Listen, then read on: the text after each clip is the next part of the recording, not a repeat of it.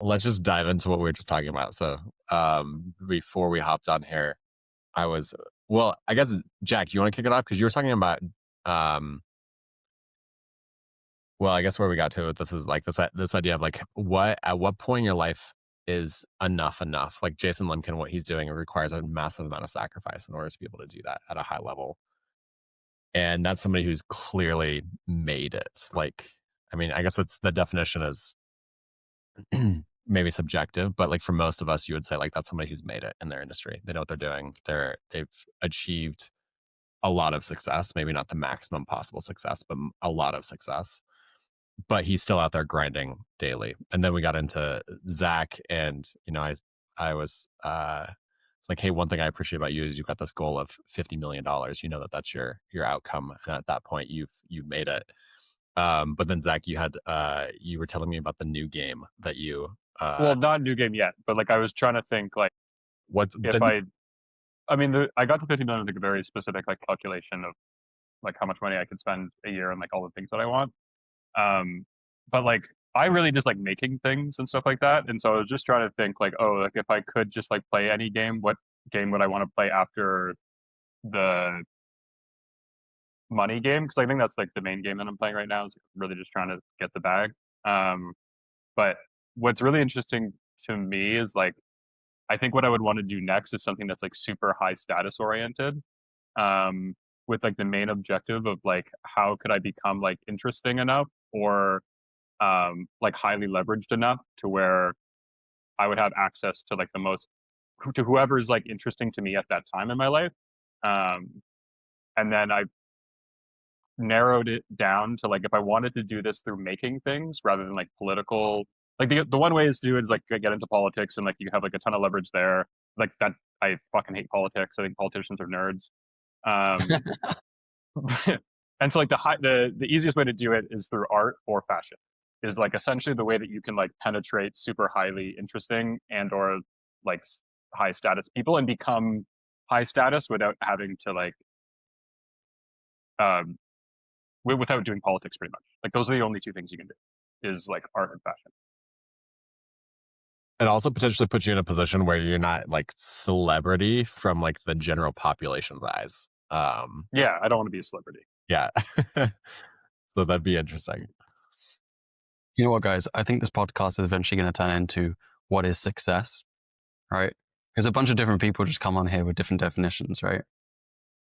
Well, I mean, we were talking about Jason Lemkin, and I think the truth in that is like, yeah, okay, like he's definitely like very post-economic, and he's still kind of like playing this like same game. There's like two potential options of why that exists. One, he like tried spending the money, and he didn't like the dopamine hit of like spending the money, and so he just like, oh, like I enjoy continuing to just like make it, and it's like it's more of a game aspect. And I think that with like most people that end up figuring out how to get to that level, the only reason they got to that level is because they fell in love with like the game aspect of it. And then like I think the concept of a game is really interesting because someone who like operates at like the highest level, like let's just think like Elon. And if we think about his like free time, he like talks about games. You know what I'm saying? So like the idea of games, you know, like the smartest people in the world can be like enamored by chess, which has been around forever and it never changes and it's not that actually interesting of a game at all. Or like even like the founder of Uber, like recently I heard bought like the rights to the like the scoring mechanism for backgammon. And like so all of these people that are highly successful, there is this like through line of just like games. And like you can apply games to anything. And that's probably why people continue after. I actually love this idea of like what are the games you can play, because I think I actually don't think of life through that lens, but it is a real way of thinking about life and like how you approach it. So I think that's really interesting because you talked about the money game. I guess would you call it aim game? It's the second game there. What other games are there? I just haven't thought about this. That's why I'm asking this question. For young men being promiscuous, love, yeah, women, right? Love, right, women. yeah, love, but inherently like love, yeah. but like love isn't like really a game. Like it's actually like a pretty monotonous, like actual real love. But like it's true, like yeah, like a monogamous relationship versus like chasing after partners, I guess. Like those are different. Totally. Yeah. I just think that there's like different things that humans desire, and each of those things is probably in some way something you could gamify. And so it's like partnership, love, money, status. Like I would assume that just like the things that we want are things that nominally are the games we play. Brian Johnson gamified health. Yeah, Like, health. put a Yeah, quantifiable exactly. like metric on like longevity as like the main whatever, like scoreboard, things like that. Yeah, that's true. And then I guess there's like subsets of those. So like within the health game, you might have diet, exercise, multitude of different things that are like sub games of the main game. Yeah, I think there's something that's important about these games as well, is that none of these people want to lose. They all want to win, right? They're setting up games, but then they want to win those games. And maybe your ability to win those games is your ability to want to win the game in the long run, as opposed to right now, right? So we were talking about like romantic relationships not being a game, right? If it's love, but maybe that is a game, right? If you are able to enjoy the relationship, you're able to have a good relationship. It's not a quick dopamine hit, as lots of different partners, but it's a game of sorts, right? Building something meaningful. Yeah, dude, I re- I'm 100% confident that Jeremiah has to consistently invest, because I know for sure I have to consistently invest in my relationship with my wife. Like, you're not doing that for no reason. That was like my wife and I got married really young. We were 21. Um, when I was probably like 22, 23, something like that, I did this. There was like this church group thing that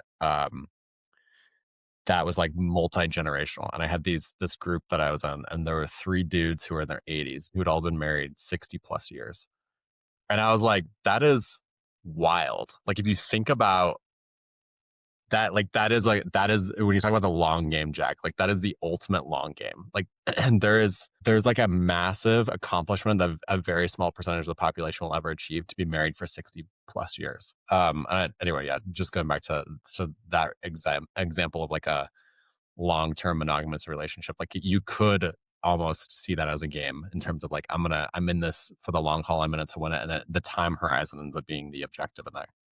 Not the only objective, but like an objective or a like way of scoring that game potentially. I was just going to say, I think if you play this out long enough, you end up at a place of sacrifice, right? I was walking down the beach and I saw this guy getting his head massaged by his wife.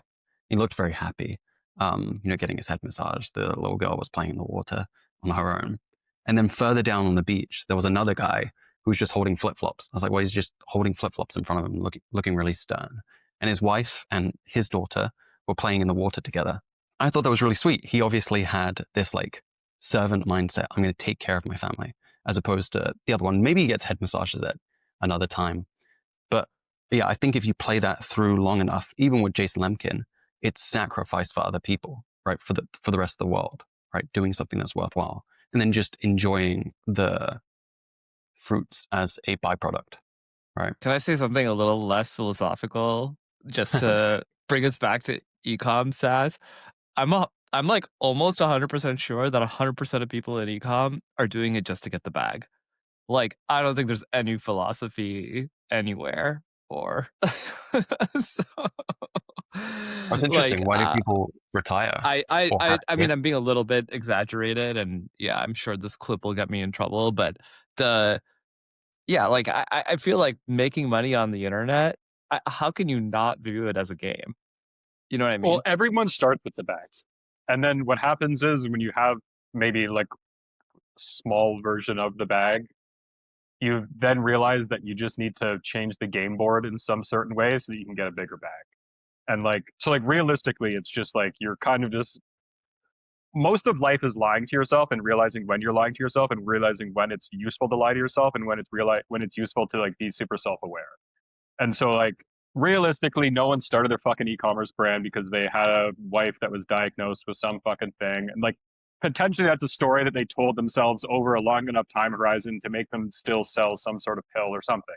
But like if you started selling something online, you probably we're trying to make money, which I think is also like Awesome. I got into such I'm kind of part of these like hippie communities in Toronto. How? I mean, I do like over index in like self-development type stuff. And so there's a lot of crossover with just like fucking hippies.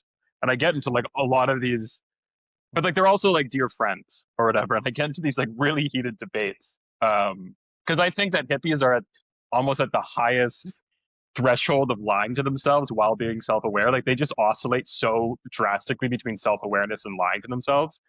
And like I truly believe that like if you don't have money, the pursuit of money is probably the most noble thing that you can do.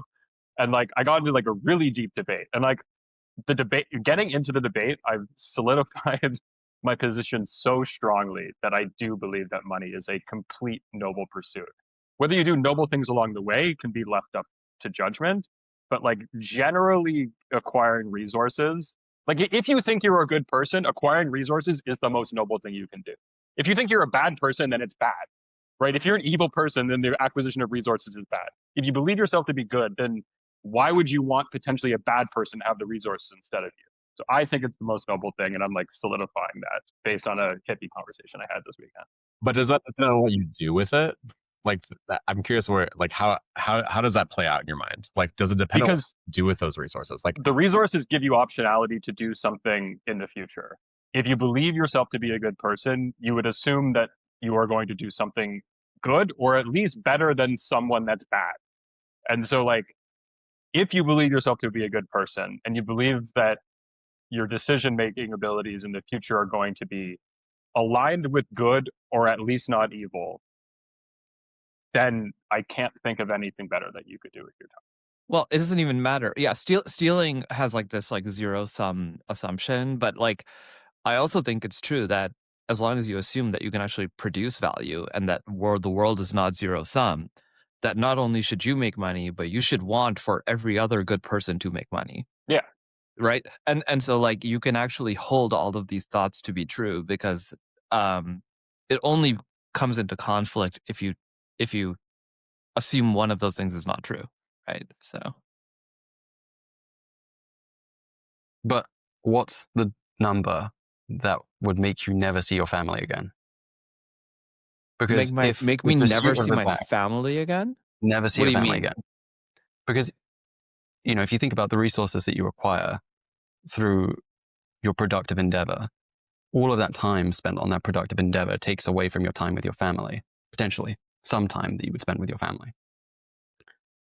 And then you got to think about the incremental value of, let's say, another $1 million or another $10 million, right, to you and your family. At a certain point, the incremental value just drops off and you get most of the benefit. So what is the number? Yeah, I'll tell you something. This is like not answering your question exactly, but I think it's close enough. I was telling this, I can't remember who I was saying this to, but I was telling someone like there's a reason why most founders' friends are other founders. And it's because, first of all, like I have like probably like the relationships that I have sacrificed are basically my friendships. And what has happened is in exchange of my pre-existing friendships, I've just gotten closer to other founders. Now, like this ends up becoming self-fulfilling in some ways because it's like you want to talk to your friends about like what's going on, and it turns out like what goes on in a founder's life is like quite unrelatable to people who are not going through the same thing. And so I like, again, so I'm not exactly answering your question about family, but I am directly telling you that I can like easily say that the impact to my friendships has been dramatic, right? Or like pre-existing friendships has been dramatic. I also think that it is the case that most people don't operate on like I need to spend 100% of my time doing one thing in order to be exceptional at that one thing. And in fact, when you like look at any of these people who we were talking about earlier, they like have ways in which they spend their time that allows them to become exceptional at that one thing. And that like balance of things, like, you know, Brian Chesky was like a bodybuilder, right? Like the dude is jacked, or like Yeah, Elon weirdly good at video games, or Travis Kalanick like weirdly good at Wii tennis, or like it is actually very unusual that any of these people who achieve extreme exceptionalism don't have other things that they are also doing, and I think that actually compounds. I don't even think it's possible to do only one thing. And in fact, we have no evidence of there being people who have only done one thing and have been exceptional. Like that human doesn't exist yet. Yeah. Right. I don't think it is about doing one thing. There's, everyone has some form of balance in their life of the things that they're Yeah, and so the prioritizing family based thing on is a what hard their time on. question for that reason, right? Because like different people are going to sacrifice different things, and get energy from different things. And so that's why it's like a hard question. Yeah. Yeah. The family thing in terms of like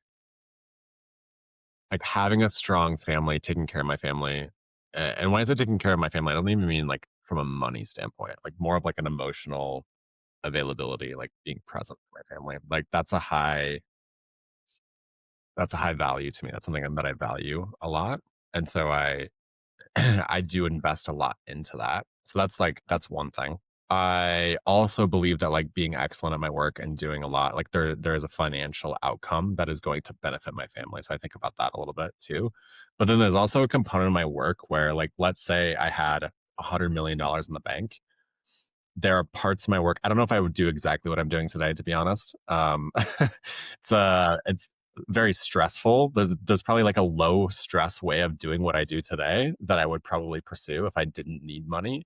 But like I would not optimize my life to spend 100% of my time with my family. I would not like that. Like it's not that I love my family a lot, but like I need to do things that energize me in a different way that my family can't provide. Just like my work can't give me all the things that I need in a way that like my family can give me some of those things. Friendships obviously come into that too, right? So there's like, I feel like I'm at a spot in my life where I have a pretty good sense of like the minimums I need on each of these things in order to feel good. Like I know I need a minimum of a certain amount of time with my family on a weekly basis in order to feel good about that. I need a minimum of a certain amount of time in my work. I need a minimum of not much else, to be honest. But like there's a little bit there of like I need something that's not those two things on a weekly basis as well. And then there's like the maximum to me doesn't really matter as long as I can meet all those minimums and kind of prioritize things however falls out of that. So that's not like a really clean answer, but that's kind of how I think about it in terms of my life. Right. And I guess that minimum is going to be different for different people, right? For, a woman who's at the peak of her career, that minimum might be, actually, I want to have a child now. I'm going to put this on pause for a bit, right? And I think women do that every day. And then for a man who's a founder, who's building a company, who's ambitious, that minimum might shrink, right? In the prioritization of allocating as much of their resources and their time to the business, right? I think like the other thing that people don't talk enough about is that the number one thing you could do for the people you love is to be happy. If you're miserable with the amount of time you spend with your family because you're not fulfilling your expectations, like that just leads to tons of regret in the future. And so just like, choose the game you want to play, and the people that don't respect the game will fall out of your life, and you don't need to mourn it. And like there's going to be times when people aren't happy with you, and that's fine. And this is like, well, how much conviction do you have in like the game that you're playing?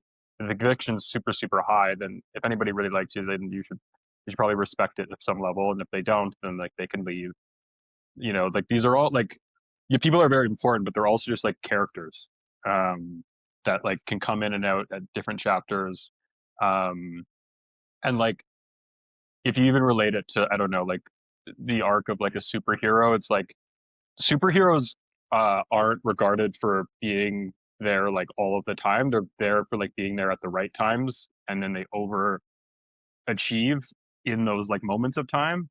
And so like I don't think it's like super important to always be available or like a resource, but like when you are needed, if you like overachieve in those like specific moments of time, I think over the course of your life you have like I don't know, more impactful, two like more memorable sort of like lifestyle.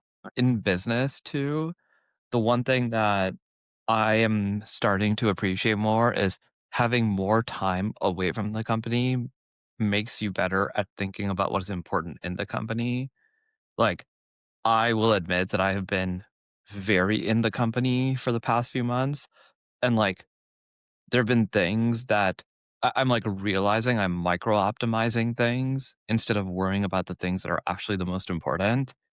Um, and that is like the trap that you end up in, basically, is you just like get so into the details that you shoot yourself in the foot.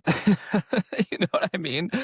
It's like it doesn't help anybody. Yeah, when you're like overly indexed on one thing. So like Zach, yes, like yes, and not only do you need to be happy in order to show up well in your relationships, in order to show up well at work, you need to be able to detach from work. You know, like all of these things kind of like, you know, like the time away in order to reset your head is like important everywhere. So Well, and what you just said, you said the last few months have been like that. I think that's a cyclical thing as well, right? You have moments where it's like you need to step out and reevaluate essentially, or like properly evaluate what's going on. You have other moments where you have to dive deep and be, I don't know, just like grinding, for lack of a better term, on the details and making sure that that stuff gets done. Um, and so it's like it just depends on the season in business, and or in terms of like what things you're actually focused on there. You guys sound way too balanced. Way too balanced. Let's talk about this. Have you guys seen this? No, I haven't seen this. You haven't seen It's this? new. It's, I mean, as new as this can, they're always posting it. He's always posting it. have you just muted it? Say again? Zach, No, have you I've just seen it a few times. I'm I'm actually like ask, very I mean I never followed or anything like that. I'm like very disconnected from uh Twitter and LinkedIn right now. I have been for probably like 8 months. Yeah. It was wow. part of how I just don't click on the button, but like the reason why is I think I said this when we started the podcast, is like one of my main objectives this year was to pivot outside of just like the D2C bubble. And so like restructuring the Twitter algorithm, like that's not even like a thing. So it's like I was just like, yeah, I don't know. I sometimes miss it, right? Like it is like a bit of like fun, like the community. I mean, I love the e-commerce community, right? And so I miss like some of that aspect, but like I've been kind of like out a little bit, like not super. Yeah. But anyway, I mean, I saw a bunch of posts like this where he was just like, he's a meme lord. He's like really good at it. Yeah, Jacket, is that new or is that one of the older ones? Yeah, that seems old, but I mean, it also could just be the case that they're recycling old posts because, like, basically nothing that is posted by them is real. So, like, this I'm totally fine if people like roast me for, but dude, you want to hear the funniest thing that I observed on their sign up page? Um, if you like were to go to sign up, the number of reviews uh had like it was either 4224 and then it was like 4224 for like a week and then it became 8448. And I was just like, this is like, I mean, like Maybe he's like the super into numerology or something. the audacity, like just like the blatant falsehood is like astonishing. You know, you know what I mean? Dude, he's amazing at this because we're fucking talking about it right now. And like, even Dude, when they I had like, forgotten about it.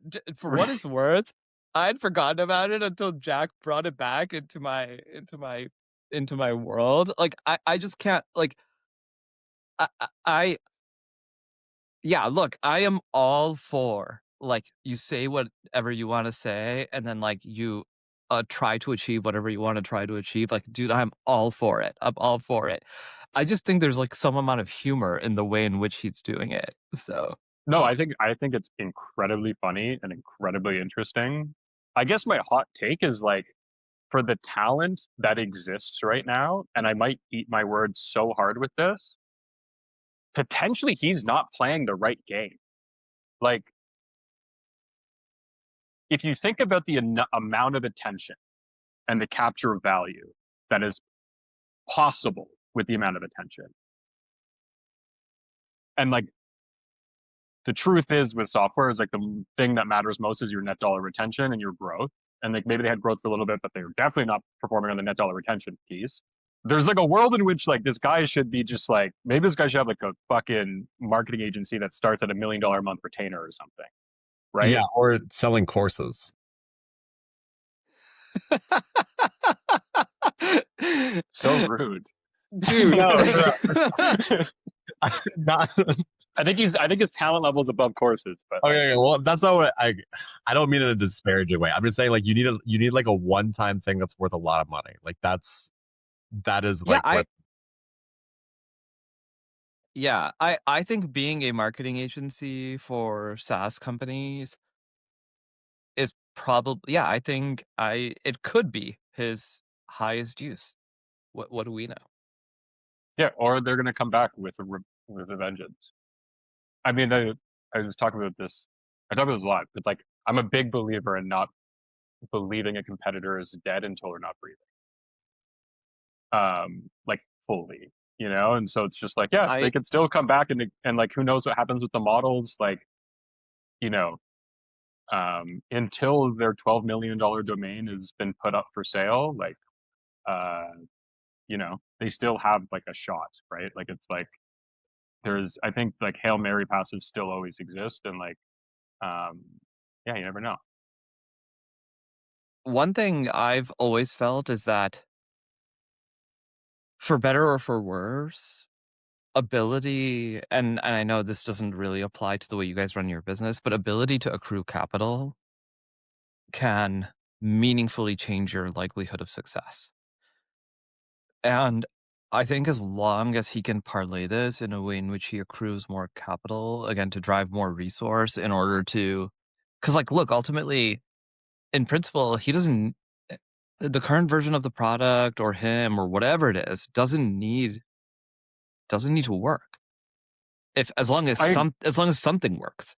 Yeah, as long as something works. Like I agree with that. Like I was even talking with someone recently just about, I have a bunch of friends that are going through like acquisition and stuff like that, and people are asking me like, oh, like what do you want? And it's like Jeremy said, like I have like a number, and like, but like what are the things that would cause that number to go down?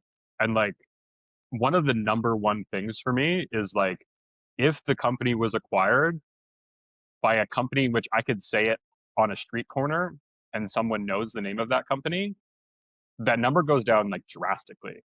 And like the number one reason is that I think that increases my likelihood and leverage of raising capital in the future by like an order of magnitude that's just like so much more than like a few blips on like a multiple, right? Like if I can say, for example, acquired by Adobe, and I can say that to my mother who knows what Adobe is, like my ability to raise capital in the future is like a 10x. And so like I mean, again, not what I'm optimizing for now, but like long term, it's like, yeah, like the ability to get capital at like a 0% interest rate essentially is like as high leverage as you could possibly, like activity you could possibly do.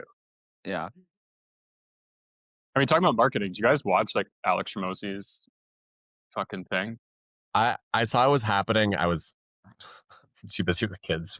I mean, if we're talking about like masterclass, Yeah. Right. can't think of something better in terms of masterclass. Like, I mean, yeah, like essentially printed out $100 million in a day with like obviously a lot of back end work and like years of trust built up. But like, wow, that's incredible. Broke the Guinness Book of World Records for number of books sold in a day. It's like, okay, that's very interesting. Like, yeah. Anyway, if you guys didn't watch it, then we have nothing to talk about. But like, if you haven't seen it, like, go watch it and like with a notebook. It's fucking incredible. Really? Yeah. I have It's not like- watched it. Watch all 2 days? No. Like 2x speed, like go to like skip over all the customer reviews, all that kind of stuff, but understand the cadence of customer reviews. And like it's very similar to like, I don't know if you guys ever watched like Russell Brunson's like $3 million pitch or something, like hour-long pitch, and like the way that he stacked like all of these like tried and true methods of like driving conversion. What Alex did last week was like that, times 100. Dude, you want to know one thing that I find crazy is I'm going to sound so stupid for saying this, but for how he looks, what he says does not match up. Like, he is like so deeply intellectual in what he says in so many places, and he has this like total gym bro look, and it throws you off big time. There's a bunch of things. He was on this podcast with like Sean Puri on My First Million, and he gave a bunch of like highly tactical advice on like sales, and I was just like, dude, this is brilliant. Also, by the way, the way he talks about all of those tactics is he makes it sound super approachable, because he like says like, oh yeah, I just like tried it, and like, it was after trying it a bunch and this and that. And so like it makes it feel approachable. But I was just like, dude, this guy is a genius. Like, yeah, his he ability knows to how to also sell everything. yeah, his ability to also oscillate between philosophical ideas and actual real tactical advice, which like I don't think many people can do. You're either like a really good philosopher and you can like distill ideas down into um like allegories and like things like that really well, or you're just like you're a laser pointer and you'd be like, they do this, this, and this, and this. His ability to oscillate between those two sort of like skill sets is just like incredible. And like I think his look, I mean, there's an old video clip of him talking about his physical appearance, and like some of it is like by design and some of it is like by utility.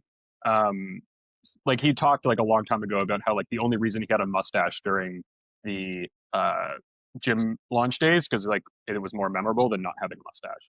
And so it's like, and I'm assuming that the way in which he carries himself now is like a mixture between that and then utility, because he also has videos of him talking about like his autistic obsession with just like the overshirt that he wears and like the shorts that he wears and like the stupid sandals and like the wife beater. And it's like, oh, if I'm too hot, I take off the overshirt and now I'm in a wife beater, I can be on the beach. Or like, so it's like he's thought about a lot of things from a bunch of different aspects. So it's like, and I think that exists in his business and the way he talks about everything. But Right, he's super optimized. interesting guy. It's sort of consistent with what you were saying earlier, Rashab. He's a high achiever, right? He just gets it done. And it's the same thing in his physique, right? Everything is optimized towards the outcomes that he wants. And we're talking about games that people play. Like, obviously, he's playing a different game than most of us are in that context. Yeah, totally. Also, by the way, just speaking about like hitting a certain number, he has hit whatever number. so at this point, he's doing it for the love of the sport, and I think he's very open about the fact that he loves the sport. So, which He's like potentially the most vocal, actually loves the sport guy in the world right now. I can't think of like totally, anybody else, right? It's like, totally, yeah. I mean, he said this one thing that I can't get out of my head. He was like, "Yeah, the way I work is I just work, and then when I need a day off, I take a day off." And the idea that he does not have to follow like the calendar that the rest of us follow, like, broke my brain. I was like, oh my God, that's so obvious. Funny though is like that's how everybody would have worked prior to the Industrial Revolution, right? You just work and you take a day off when you need to take a day off. Like that's your life. The calendars, I mean, you had seasons, but like outside of seasons, it doesn't matter too much. This is just one of the most high-performing people in this space right now. I mean, one of the number one things people deprioritize, they sacrifice in the pursuit of growing their business is their health, right? They put on a little bit more weight. They stop doing exercise. The morning isn't for, I don't know, the morning run. It's for checking the emails, right? You look at, it's got to be one of the number one things that people just leave to the wayside and deprior, right?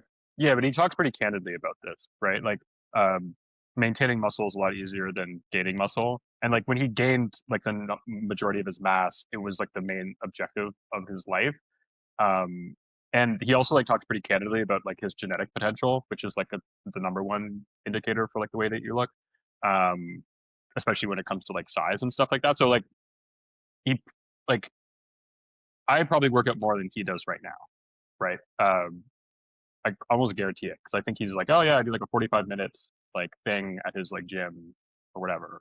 And so it's like, I don't think when I look at Alex Shimosy, I'm like, this guy's got everything in his life dialed. I think it's like, oh, he had a season of obsession and now the maintenance is much easier. And it's the same thing with like the maintenance of capital versus the acquisition of capital, and the growing of capital versus the acquisition of capital are like two very different modes that you like should be in. And so like, I don't think anybody should look at Alex Shimosy and be like, if I'm in acquisition of capital mode, I can also have the ambitions of his physical appearance, because that's not even the way that he did it.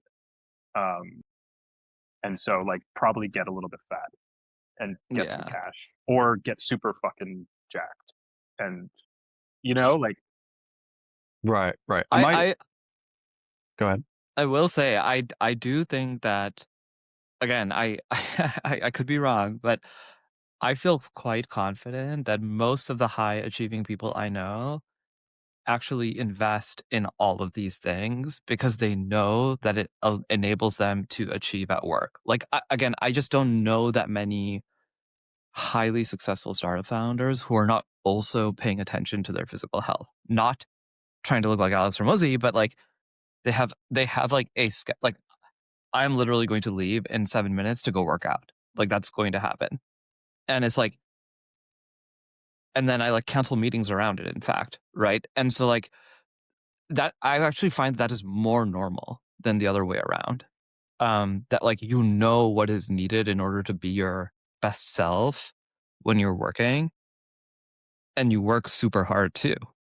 Uh, yeah, I do think that this like the drivers of energy, because let me actually, maybe this is what it is. Maybe it's the case that the people who achieve the most are the most self-aware of what they actually need in order to be happy and in order to be productive.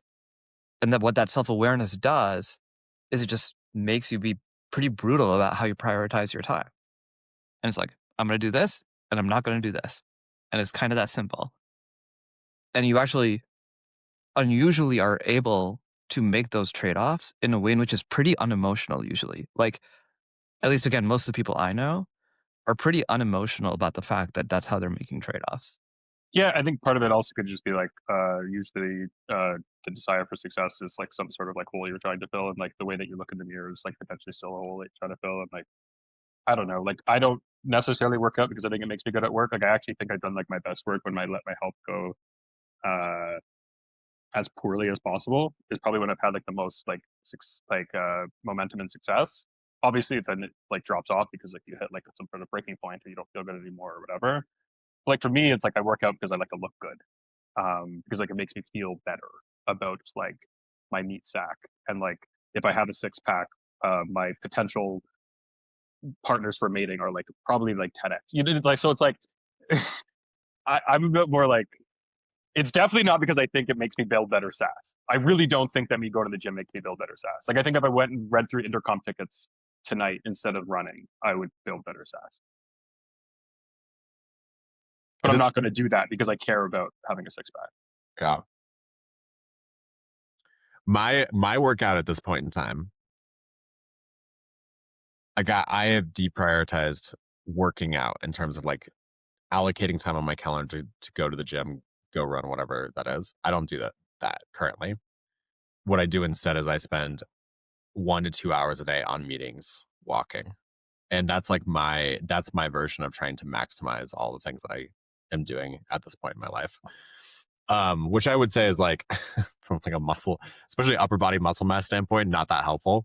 But in terms of like overall health and feeling good and all of that, I actually feel great. Like probably the best I've felt, like, I don't know about ever in my life definitely not ever, but like in the last 10 years, I feel better from a physical health standpoint than I've felt anytime in the last 10 years by doing that. And so it's like, I think it is Rishabh, to your point, like it is understanding what I need in order to feel good and doing that thing.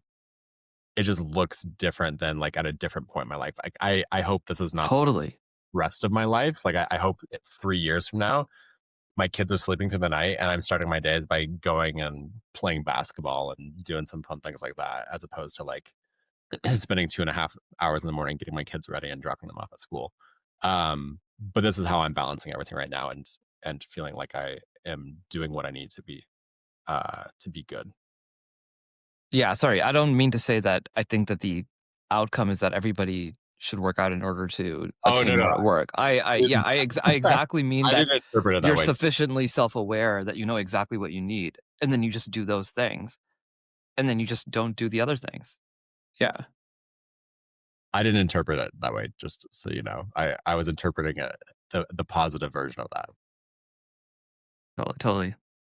Right, 100%, because it's adaptive to your short-term, mid-term, long-term goals, right? If you don't sleep well, you're not going to perform quite as well the next day.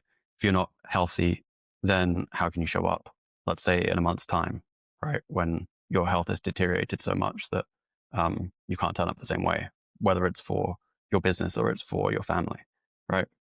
What are your guys' like vices for stress, Dude, or do they I exist? have like the stupidest vice. It's specialty lattes, and I put on weight super fast.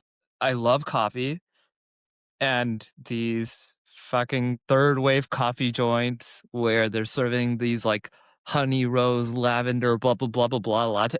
Dude, like when I was fundraising, I put on like 10 pounds in 5 weeks because I was doubling up on the specialty lattes. Yeah. The real thing. I lost 8 pounds in a month by just not drinking mochas and lattes and stuff anymore. But like, if you have like a really bad day and you're like, I'm gonna gluttonously make myself feel better for a moment, it would be a latte. Yeah, literally. Yeah. Wow, It would be a specialty latte. That's not even I that bad. literally did that yesterday. Yeah. Okay. Yeah. And this morning, because I had like a pretty stressful morning yesterday. And so in the last 24 hours, I've consumed 2 specialty lattes. Yeah, on the scheme of things, it's like an incredibly stupid vice, and thankfully not that unhealthy or bad for me. Yeah, not bad. For me, it's like a pint of Ben and Jerry's. I'll like go and walk while eating a pint, which is like whenever I see people walk past me in the street, it's just like oh man, what a like a look. But I'll just be like, fuck this, fuck everything, and I just like walk and eat ice cream out like from a grocery store as I'm walking. Dude, that used to be mine too, actually. But I don't feel like I can, like, I don't feel good if I have dairy anymore. I would say like for a little while, alcohol was one. Like if I had a hard day, I'd have like a glass of whiskey or something at the end of the day. But I basically stopped doing that too. I will like still very occasionally do that. So I don't know. Maybe I need a new vice. I don't have anything at the moment. I just go to sleep. I'm just like, I can't handle this anymore. I'm going to bed. Actually, one of my vices is that I won't go to bed. Like that's probably like the most detrimental thing that I do is I'll just like stay up and not go to bed when I know I need to go up to bed. I know that I have to wake up in like 4 hours and be like, I'm just gonna fucking keep doing something or like reading or like watching bullshit. Like I'll just like stay up. Like I think that's like my biggest self-destructive behavior. I actually will do a little bit of that too. To like, there's 2 versions of what I just described, right? The one is like, I just literally can't do anything else today. I'm just going to sleep. And the other is that where it's like, okay, I'm going to sit down. Maybe it's like my wife and I watch a show. And then the next thing I know, it's midnight and I have to get up in 5 hours or whatever it is. And I just, made things worse for the next day. So I will do some of that as well. I don't know if you guys have seen this, but all these like studies coming out about creatine now too, or like hyperdosing creatine with sleep deprivation. It like really works like really well. Like I've been like taking creatine since I was like 16, like every day, but at like whatever the 5 gram dose per day. And then I started seeing all these like Rhonda Patrick interviews being like, oh, like it's actually like a really good cognitive performance enhancer, and it's like really good if you like super dose it on days where you're sleep deprived. And so I've been like doing 25 to 30 grams on days I don't sleep well, and maybe it's placebo, but even if it is, it works. Why not? I feel better. Like it's like That's crazy. on days that I'm sleep deprived. I love that. I'm gonna try it. Yeah, definitely. It's worst case you like maybe have a bit more water retention. Like that would be like the only side effect. Yeah, exactly. All right, dude. I gotta go to the gym. All right, enjoy. All right, peace out, guys. See ya.